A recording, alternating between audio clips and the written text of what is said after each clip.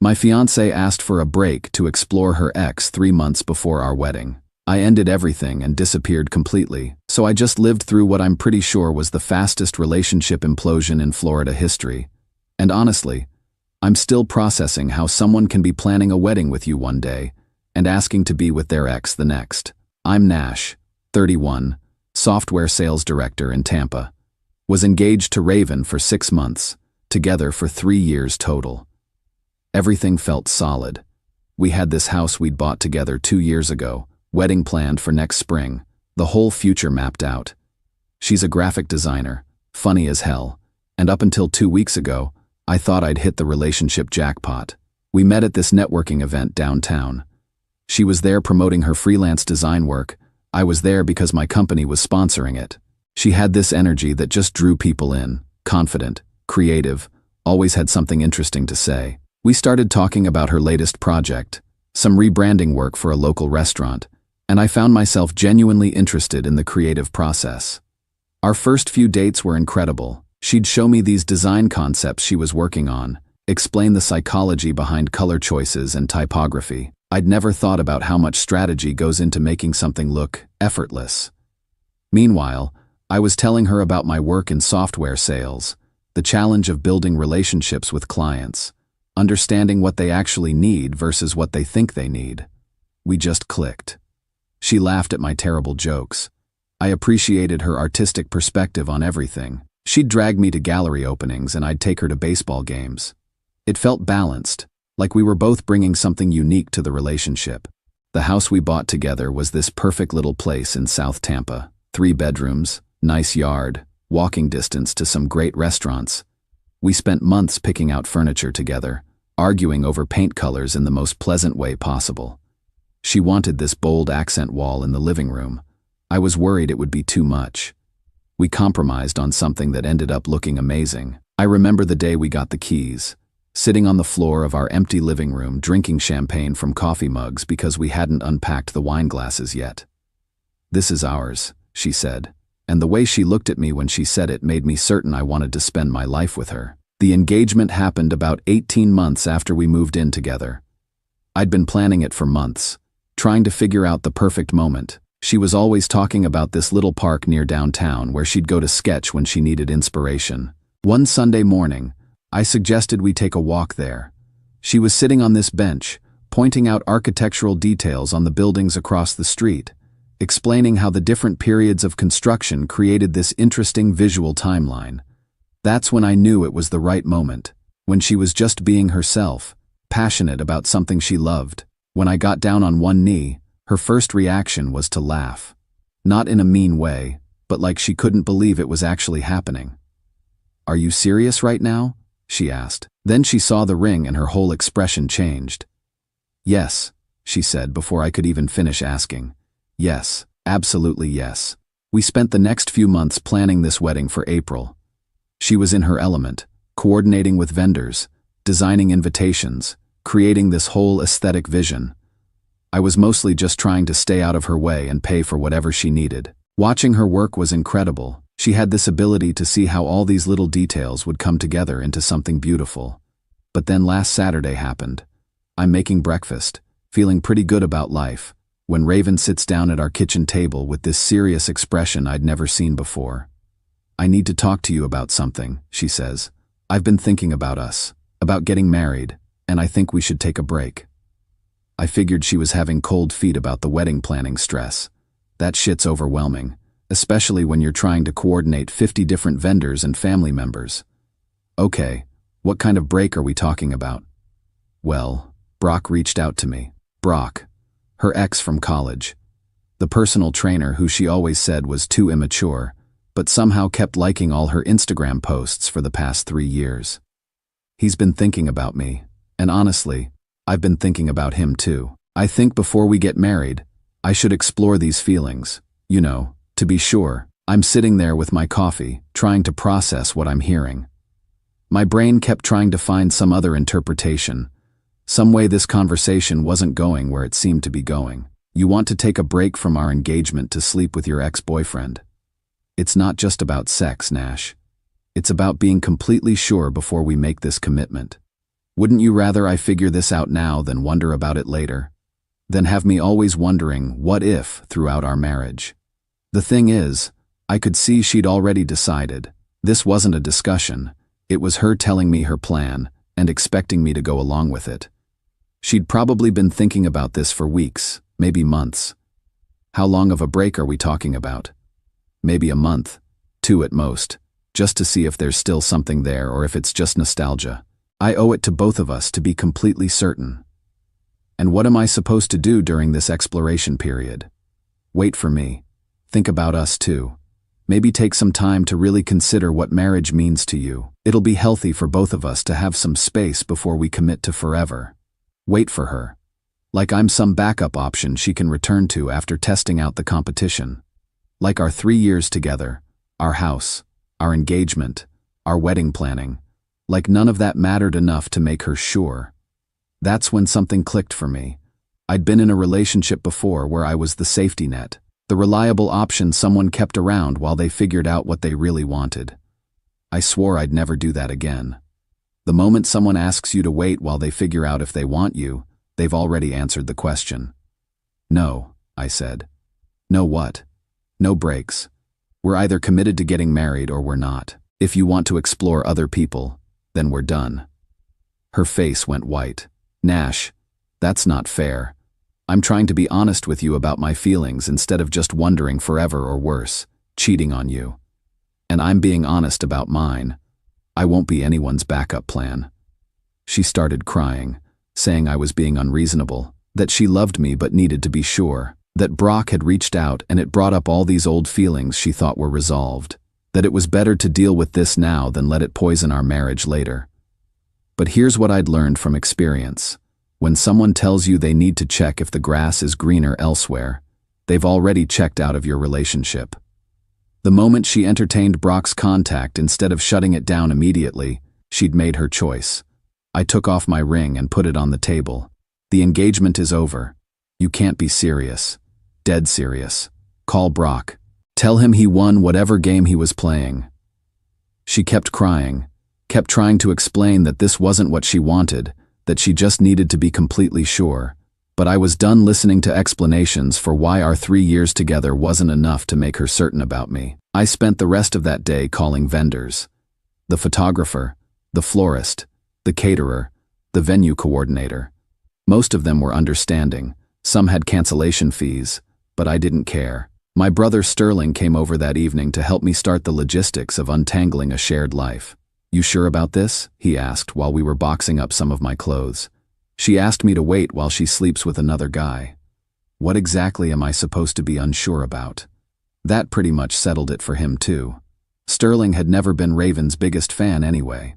Not because he disliked her, but because he said she always seemed like she was looking for something better, even when things were good. By Sunday night, our house was on the market and I'd called my company about transferring to another office. The Austin territory had been open for months, and suddenly that seemed like exactly the fresh start I needed. Update 1.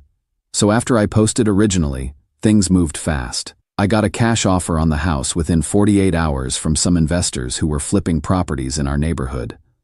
About $15,000 below market value, but I didn't care. I wanted out quickly and cleanly. Raven was staying at her friend Madison's place during all this, still thinking I was just being dramatic and would calm down once I processed what she was asking for.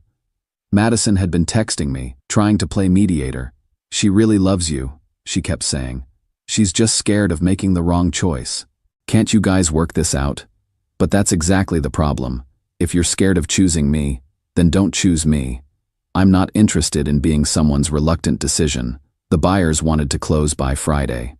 I said yes immediately. Sterling took 3 days off work to help me pack everything I wanted to keep. We donated most of the furniture, too much hassle to move it cross-country, and honestly, I didn't want reminders of that life anyway. Wednesday night, I'm loading boxes into a storage unit when I get this text from Raven. Can we please talk? I've been thinking about everything and I want to work this out. There's nothing to work out, I replied. You made your choice. I made mine. I haven't done anything with Brock yet. We've just been texting. That actually made it worse somehow. She was willing to blow up our engagement for someone she'd only been texting with. The relationship was so unimportant to her that she'd risk it for what might not even be real. Thursday night, I'm staying in a hotel because all my stuff is packed, when Sterling shows up with a six-pack and Thai food. "You doing okay with all this?" he asks. "Honestly, better than I expected. I keep waiting to feel devastated, but mostly I just feel relieved." Relieved how? Like I've been holding my breath for months without realizing it, always wondering if I was doing enough to keep her interested, if I was exciting enough, stable enough, whatever enough. Now I don't have to wonder anymore. He nodded like that made perfect sense to him. "You know what Mom always said, when someone shows you who they are, believe them." Friday morning, I signed the papers and officially became homeless by choice. My company had approved the transfer. I had a furnished apartment lined up in Austin, and honestly, I felt lighter than I had in months. Here's where it gets interesting. Raven and Brock had apparently planned to come by the house Friday afternoon. She wanted to show him our life together, or some dramatic shit like that. Instead, they found the sold sign in the yard and a moving truck taking away the last of the donated furniture. My phone started blowing up around 6 that night. Panicked voicemails, texts saying she'd made a terrible mistake, begging me to call her back. But I was already 3 hours into the drive to Austin, listening to podcasts and honestly feeling excited about starting over. "I thought you were just trying to scare me," one voicemail said. "I didn't think you'd actually leave. We can fix this. I choose you, Nash. I choose us." But that's the thing. I didn't want to be chosen by someone who had to think about it.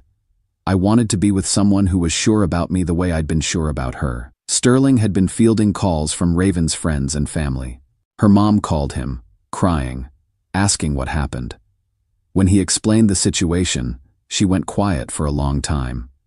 She asked him to wait while she what? Her mom finally asked. Explored her feelings for her ex-boyfriend. Oh honey, that boy was right to leave. Even Raven's own mother understood why I'd walked away. That told me everything I needed to know about how reasonable my reaction had been. By Sunday, I was settled in my new apartment in Austin, with a view of downtown and plans to start my new territory Monday morning. Sterling sent me updates throughout the weekend, Raven showing up at his place, demanding to know where I'd gone, crying about how she'd never meant for this to happen. But it did happen. She'd made a series of choices that led directly to this outcome, and now she was surprised by the consequences. The best part? I found out through mutual friends that Brock had started backing off the moment he realized she was actually available. Turns out he was more interested in the chase than the catch. Classic move from a guy who gets off on interfering with other people's relationships. 2 weeks in Austin and I was already building a routine. Found a good gym, discovered some great restaurants, started exploring the city. For the first time in months, I wasn't anxious about anything. I was just living. Update 2. Been a crazy few months. Sorry for the delayed update. Work's been incredible. The Austin territory is everything I hoped it would be, and I'm on track for my best sales year ever. The city suits me way better than Tampa ever did. More energy, more opportunities, just feels like a place where things happen. But last Saturday, I'm coming back from a morning trail run when I see someone sitting on the steps outside my apartment complex. It took me a second to realize it was Raven. She'd driven 8 hours from Tampa to find me. I have no idea how she got my address, probably through mutual connections at work, or maybe she hired someone to track me down. Either way, the dedication to showing up unannounced was both impressive and concerning. "We need to talk," she says, standing up as I approach. She looked terrible, like she hadn't been sleeping well for months. Dark circles under her eyes, hair that needed attention, just generally worn down. "No, we don't. Nash, please. I made a mistake. The biggest mistake of my life." I let her into my apartment because I didn't want to have this conversation where my neighbors could hear it. But I made it clear this wasn't about reconciliation. She looked around my place. It's smaller than our old house, but has better light, more personality. "This is nice," she said, like she was surprised I could set up a decent living space without her. "What do you want, Raven?" "I want to fix this. I want us back." She launched into this whole explanation about how she'd been scared, how Brock had manipulated her by saying she was settling for me, that she'd always wonder if she was missing out if she didn't explore her feelings. Classic manipulation tactics that worked because she wanted them to work. It lasted 2 weeks, Nash. 2 weeks and he was completely done with me. You were right about everything. I know I was right. That's why I left. She tried to explain that she'd realized what she'd lost, that every day since I left had been horrible, that she couldn't eat or sleep or focus on work. Her design business had suffered because she couldn't concentrate on client projects. I've been seeing a therapist, she said, working on my fear of commitment, my tendency to self-sabotage when things get too real. Good for you. That's important work. I want to do it with you. I want us to go to counseling together and rebuild what we had. The thing is, sitting there listening to her, I realized I didn't want what we'd had. What we'd had was me constantly working to keep her interested while she kept one foot out the door. That's not love. That's just fear of being alone. I love you, she kept saying. I've always loved you. I just got confused. You love the security I represent. There's a difference. She offered everything, moving to Austin, signing a prenup, whatever I wanted. She'd give up her business in Tampa, start over here, prove that she was serious about us. But the damage was done. She'd shown me that when things got real, when commitment actually meant something, her first instinct was to run toward someone else. That's not something therapy fixes. That's someone's character. I'm not the same person who left Tampa, I told her, and you're not the person I thought I was marrying. We both learned something important about who we really are. The conversation lasted about 2 hours.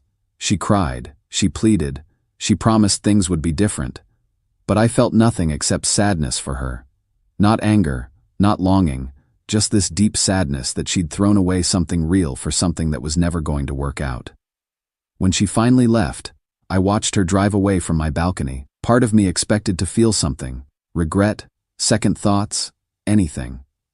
Instead, I just felt grateful that I'd trusted my instincts and gotten out when I did. I found out later through Sterling that she'd been telling people in Tampa that I'd abandoned her, that I'd left without even trying to work things out. But her own family wasn't buying that narrative.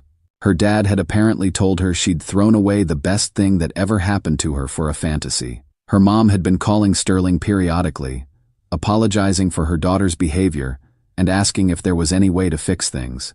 Nash was perfect for her, she kept saying. She'll never find another man like him.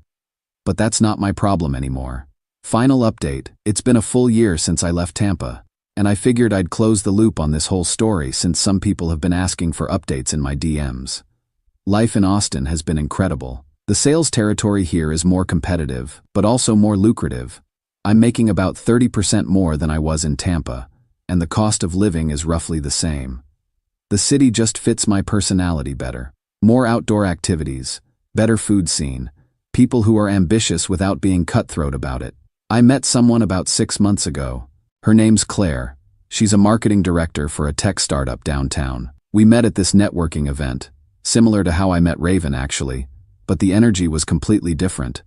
Where Raven always seemed like she was performing, Claire is just authentically herself in every situation.